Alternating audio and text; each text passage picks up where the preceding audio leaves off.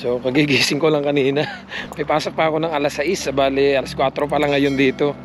May nakita kasi ako sa marketplace na maglilipat, binebenta yung drum set niya. Hindi naman ganun ka-branded, pero kahit papaano pwede na. Kukunin ko. May deal nga pala ako mamaya na bass guitar, pero unahin ko muna to kasi mas malapit.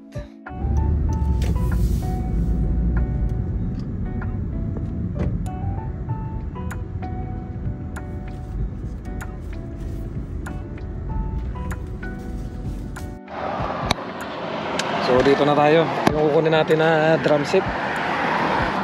Hi. Buti Pinoy pala. Pinoy pala yung kadil ko. Thank you. I'm Ferdinand. Ferdinand. Yeah, thank you. Binasa ko nga kasi ano, yan.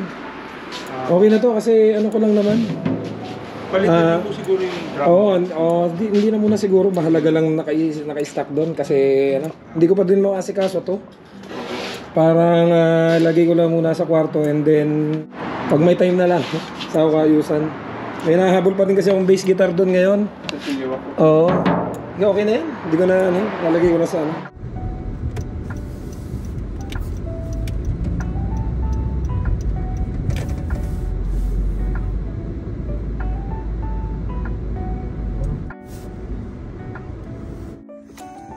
So dito yung kamit ko. May pasok pa ako ano, nagmamadali na rin ako. Testingin ko lang yung bass guitar and then uwi na rin ako. Oh! So this guitar.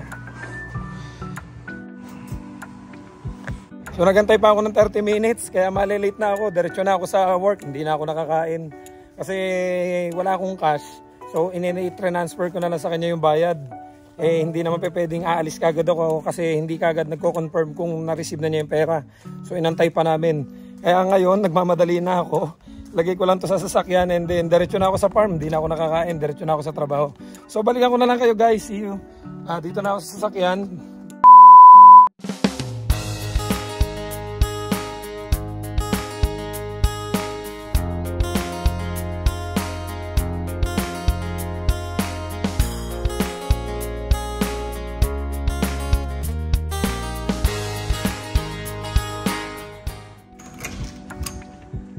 Hey.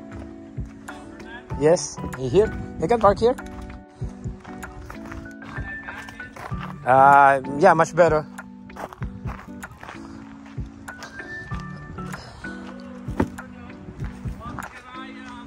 Check first.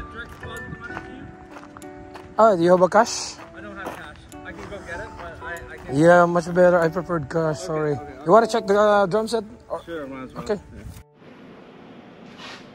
So antayin ko lang muna siya dito sa sasakyan habang naglilinis ako ng sasakyan ko kasi magwi-withdraw daw muna siya. So ganun yung discarding ginagawa ko guys. Pag may nakikita ko, kasi ang totoo niyan, ang plano ko lang bilhin that time na lumabas ako nung nakaraan is yung drum set, yung bass guitar, sorry. Then habang nag-aantay ako kasi 5 PM pa naman yung meet up namin nung bass guitar, nakita ko siya naka-post, medyo mura lang. So sa ganung paraan kasi nasanay ako pagdating ko dito. Kaya gaya nga nasabi ko, hindi ko palang nagagawa ng video na wala pang 1 year, naka-4 na car na kagad ako. Madalas pag nakakakita ko, buksan ko lang guys kasi mainit, buksan ko yung aircon.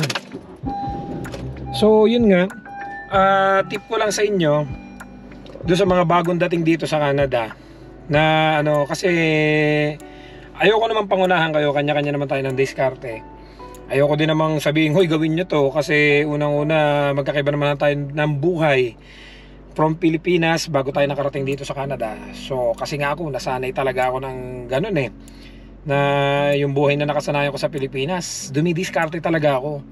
Yung as in, hanggat may nakikita akong opportunity para kumita, i-grab ko.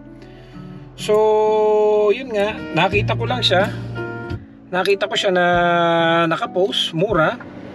So sabi ko, kunin ko na to, itong drum set na to. Kasi when I was in Taiwan, yung mga roommates ko marunong mag-play ng instrument, for example drums and guitar. So nagbuo kami ng band and tumutugtog kami pa Christmas party sa company. Kaya lang dito, wala naman akong ibang nakaka-jamming, solo lang ako.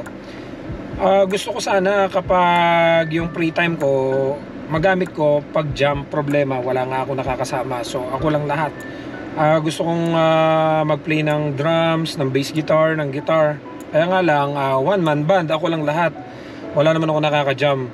So nung kinuha ko yung drum set, dalawa yung nakikita ko eh. Kikita ko na pwede kong ibenta ng mas mataas or ilagay ko siya doon sa kwarto ko para pag day off ko may libangan ako. But the problem is, nung time na na-set up ko na, nabuo ko na, ilalagay ko sana siya sa kwarto. But ang problema, medyo masikip na. Ang dami ko kasing gamit.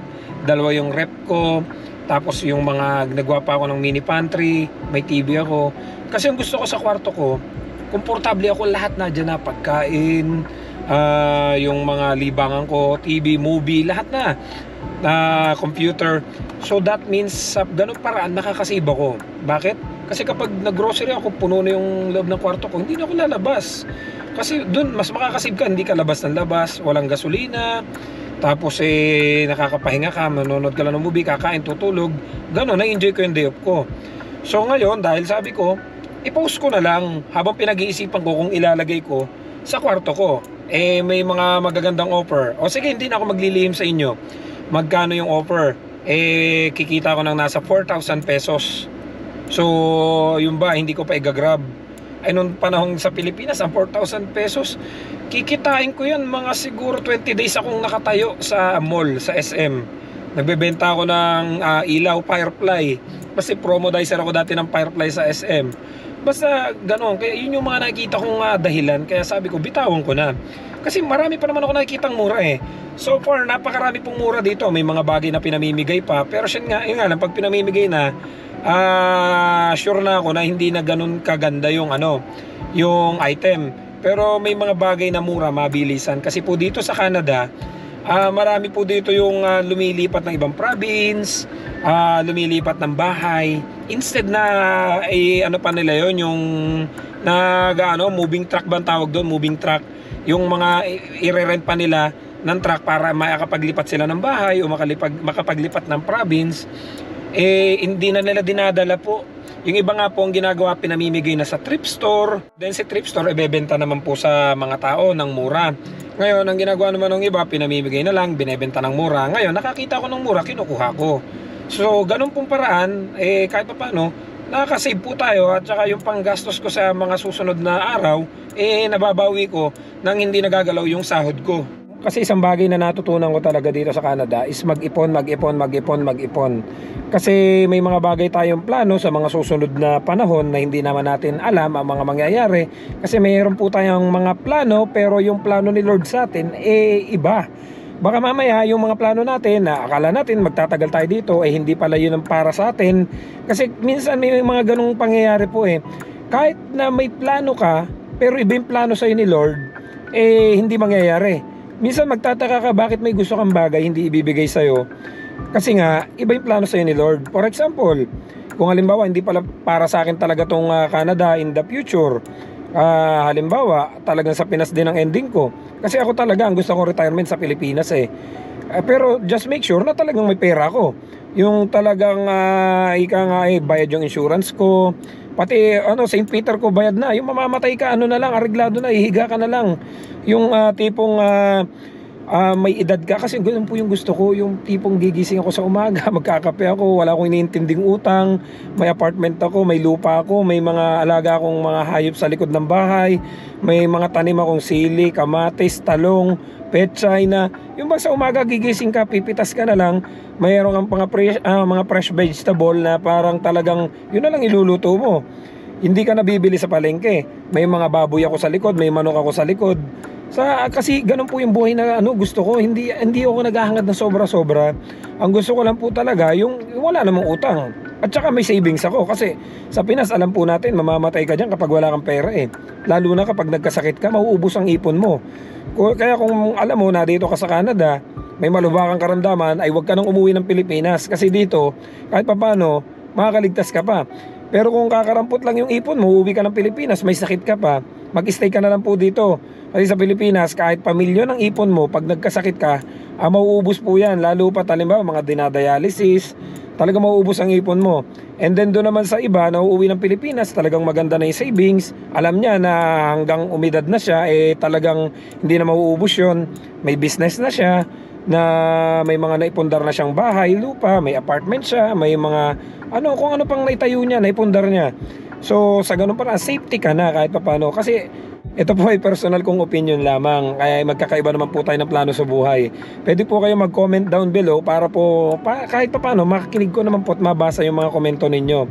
Kasi parang gusto ko pag umidad na ako, yung parang hindi kagaya dito. Oo, may pension ka dito, kaya nga lang pag let's say may bahay ka dito na malaki, and then million na yung price ng bahay mo, let's say 1 million, so meron ka ng 40 million sa Pilipinas. So yung 40 million na yun, iniisip ko malaking halaga na yun sa Pilipinas, which is dito kapag may bahay ka, worth is 40 million sa pesos, may babayaran ka ba mga property tax, insurance, and then kailangan mo pa rin magtrabaho, ganun, hanggang kahit may edad ka na. Ako naman po naniniwala na na ang buhay natin hiram lang natin, lahat po tayo, kahit gaano kadaming pera natin, isang hukay na ang sukat ng hukay natin. Kaya sabi ko nga, gusto ko na lang enjoyin sa Pilipinas kung may ganun po akong kalaking halaga. Kaya lang wala pa nga po, kaya pinipilit ko ipon lang muna. Ayoko naman pong umidad ako na nagtatrabaho pa rin. Gusto ko ma-enjoy yung buhay. Gusto ko yung every Sunday mag-church na lang ako. Pag may mga alaga akong baboy sa likod, tapos may nakontak ako sa palengke, nakukuha ng baboy, o di kahit pa paano may pang na ako. Hindi ko naman kailangan ng pag may isda, tuyo o mga gulay ako sa Pilipinas, good na ako doon. Hindi ko kailangan ng mga naka-Ferrari pa o Lamborghini na mga sasakyan. Basta mahalaga, may bahay ako, may sasakyan ako na gusto ko din syempre may sasakyan para kahit paano naman hindi tayo nababasa. May motor ako, may tricycle ako sa umaga, may mga nakakasama tayo nagra-ride. Yun lang po. And then sa Sunday, magche-church naman kami. Yun lang po. Hindi ko kailangan kaya sa ngayon, ipon lang talaga muna. Kaya doon po sa mga nangangarap na makarating dito sa Canada, at minsan parang feeling ninyo, kahit na anong pilit ninyo, hindi ibinibigay sa inyo, maniwala po kayo sa akin. Pag hindi ibinibigay sa inyo yan, may reason, may dahilan si God bakit hindi ibinibigay sa inyo. Unang-una, may plano pong mas maganda sa inyo si God. Kasi ako po, ilang beses na din ako talaga ditong nag-try ako ng Japan, nakailang interview ko, nag-try ako ng Korea, ang dami ko nang sinubukan. Dati hindi nila binigay sa akin. Ito pa nga yung ibinigay niya sa akin, itong trabaho dito sa Canada. And then nung papunta ako dito sa Canada, ang dami ko din kasabayan na sila yung napipili, hindi ako napipili. Which is sabi ko, bakit hindi ako napili? Ito napili. But lately I realized na kaya pala hindi ako nilagay doon sa mga sitwasyon na yon, may reason. Kasi alam ko naman yung mga napiling yon, talagang parang hanggang ngayon hindi pa rin sila PR. Kagaya nung isa na napili doon sa bagay na sabi ko, ba't siya napili doon, hindi ako. Yung pala, hindi ko din gusto yung work na dinatnan niya, na until now hindi pa rin siya PR. Kaya nga sabi ko, at least dito kahit paano okay naman, gusto ko naman yung ginagawa ko. There's a reason kung bakit hindi binibigay ni Lord yung plano nyong makarating dito sa Canada, kasi may mas maganda siyang plano sa inyo, and in the future malalaman nyo at marirealize po ninyo na kaya pala hindi binibigay sa inyo yung pagkakataon na makarating kayo dito sa Canada, kasi mas maganda po yung plano sa inyo ni Lord diyan sa Pilipinas o kung nasang bansa man po kayo ngayon. So hanggang dito na lang muna guys, maglilinis lang ako nitong sasakyan, at nadyan na rin pati siya, parating na. Ayusin ko lang yung bentahan namin. So see you guys sa next vlog. Love you all, bye bye.